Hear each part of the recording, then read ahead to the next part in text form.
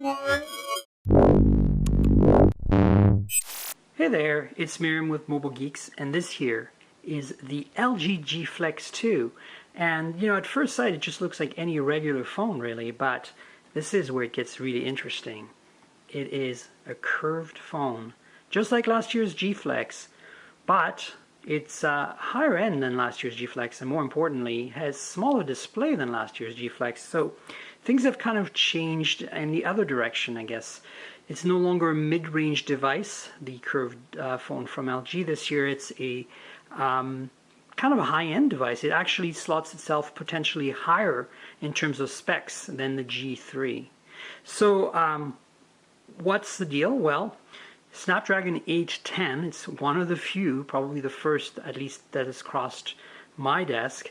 3 gigs of RAM and 32 gigs of built-in storage on this particular model. And it has a 1080p display here. It's a 5.5-inch display. Last year was a 6-inch 720p curved AMOLED, plastic AMOLED. And this year is a 1080p 5.5-inch plastic AMOLED display. And it's much, much nicer. Last year's display looked really kind of faded. And if you look at it now, this is a much, much nicer screen. Much better viewing angle, much better color rendition. It doesn't have that artificial pop that a lot of OLED display have.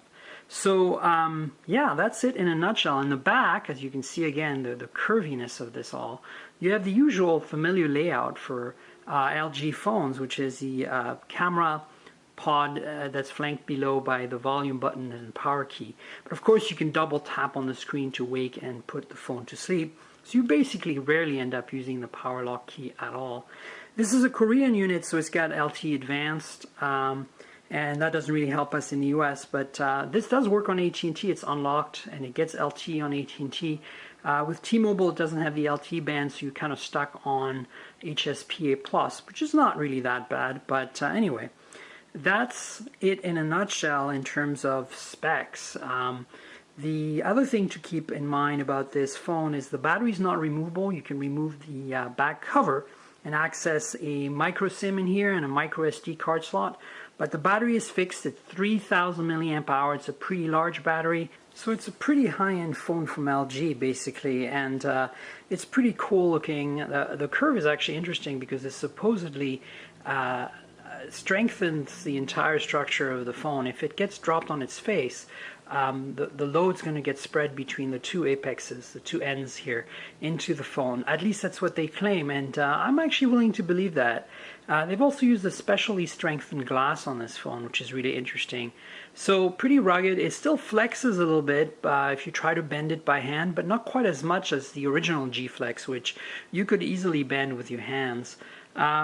So I don't think that's the point of it, though. The point of it is to feel comfortable in your pocket, comfortable when you hold it to your face. And yeah. So anyway, this OLED display is a huge improvement, as I mentioned, over the old one. I don't have an old G Flex here to show you, but it's really night and day. This looks like a top-of-the-line modern 1080p OLED panel. And then in the back, there's also a great camera here. LG didn't skimp. We got their 13 megapixel autofocus camera. This is actually an improved optical image stabilization module, and it's got the laser autofocus from the G3 and the dual LED dual color flash. So pretty much state of the art. Basically, with a slightly better processor than the Snapdragon 810 and a slightly lesser display because it's not Quad HD like the G3. This is basically kind of skirts around the G3, and in that sense is kind of a flagship for LG in my opinion. You can see the speaker down here, LG logo, the LTE Advanced logo for this Korean device, the volume rocker and power lock key, the laser autofocus camera and flash, and that's basically it for the back. If I flip it over now, you can see there is a 2 megapixel front-facing camera here, the earpiece and a bunch of sensors. There's also a notification light, which is great, and then this beautiful display. The keys are all in software, and you see a little LG logo. I don't know if you can tell, but behind the glass is some kind of circular pattern that's kind of well done. So yeah, basically it's a beautiful design. There's no buttons on the edges. If I walk you through really quickly here, you'll see that there is an infrared port there for remote control to control a TV, secondary microphone, and then on the bottom here you have the micro USB charge and data port, as well as the 3.5mm headphone jack, and the primary mic. But that's basically it in terms of the tour of the device. The LG G Flex 2 is quite the powerhouse, and it's very beautiful in this shade of red. It has supposedly a scratch-resistant finish, but you know that's LG has advertised this since back in the days of the G Flex, and yeah, somewhat for very fine scratches it self-heals, but I would be cautious that it's also a bit of a fingerprint magnet, so I'm not quite sure this isn't necessarily a selling point per se.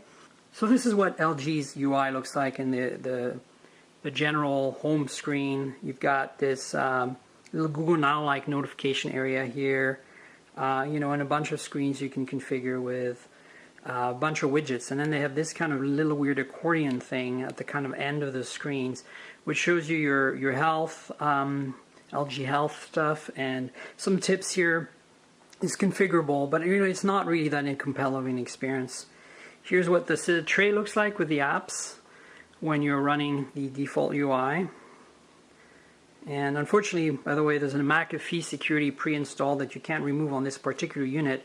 Here's a TV app you can see, which is a standard Korean thing. Most Korean phones have digital video broadcast support and can receive TV signals digitally, and it's pretty popular over there. So, you know, the multitasking still exists, and it's Lollipop, as you can see, on top of Skin by LG, and it's close to their UI with some new touches and notifications in particular are very Lollipop-ish. Just in case you're wondering, I'm actually running the Android, the Google Now launcher here, so it's not quite the stock user experience. I can scroll over and get Google Now. I also have the Google keyboard installed because I like a more Nexus-like experience. But software-wise, this is a Lollipop but adapted to the standard UI that we've but adapted to the standard UI we've seen on the G3. So that's basically it. The camera app is very similar to the G3. It's unfortunately lacking a lot of manual controls, which I feel are a little bit disappointing. But you know, here it is scrolling through. This is a really fast phone, by the way. That Snapdragon 810 really feels great. This is what the controls look like. You know, the usual menu layout. You have a choice, of course, to switch to a tab view. That's pretty standardized on some Korean phones like the Samsungs as well. I prefer the list view, so there we are. And then finally, I'm not quite sure why I have Bluetooth turned on actually, but anyway, you know, this is nice and fast. There's really nothing to complain about here. Nice and fast device. And so I'll show you the skin in a moment. In terms of opening apps, etc., you really don't feel any lag or anything like that. I haven't run any benchmarks specifically, but it feels fast and snappy to me at pretty much in all circumstances. So now let's do a comparison with the G3 so you can have a look at that and see how it feels. So here's a G Flex 2 versus a G3, and as you can see, the G3 is a little wider and bit shorter. Both of them have 5.5-inch screens, obviously, so just keep that in mind. One is Quad HD versus 1080p, and then IPS versus OLED, so there's a big difference there. You can see roughly the difference in color temperature here. The G Flex 2 is a bit lower in brightness right now, so I can crank it up a little more so you can see the difference. That's what it looks like when they're cranked up together. And so this is on 100 as well. They're both on 100 right now. And yeah, that's it in a nutshell. Of course, there's no curve on the G3, and if you flip them over, you can see how similar they look in terms of the overall industrial design. There is both are Korean devices here, but there's the same layout with the volume buttons, the power key, the camera pod, and the autofocus, laser autofocus, and dual LED flash speaker. They're pretty much identical other than the curve. So yeah, that's basically it compared to the G3. And so if I stack them on top of each other now, you can really see the curving here that's going on. It's pretty amazing how curved the G Flex 2 is compared to the G3. And if I stack them like this, I think you can really see the curving that's going on here. So yeah, that's basically it in a nutshell. The other thing to keep in mind about these two phones is now I've swapped them. You can see actually the auto brightness has changed things a little bit here. But the other thing to keep in mind, obviously, is the Snapdragon 810, but slightly lesser resolution. The other thing to keep in mind is Snapdragon 810 with slightly lesser. The other thing to keep in mind is that it's a Snapdragon 810, but you lose a little bit in terms of resolution since the G3 has a quad HD display. So yeah, but other than that, I think that it's a delightful phone. I've really enjoyed using it.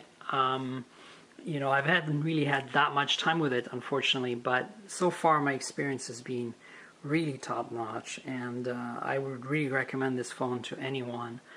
This is a gorgeous, gorgeous device. Pretty much a flagship for LG, and feels great in hand, has fantastic specs.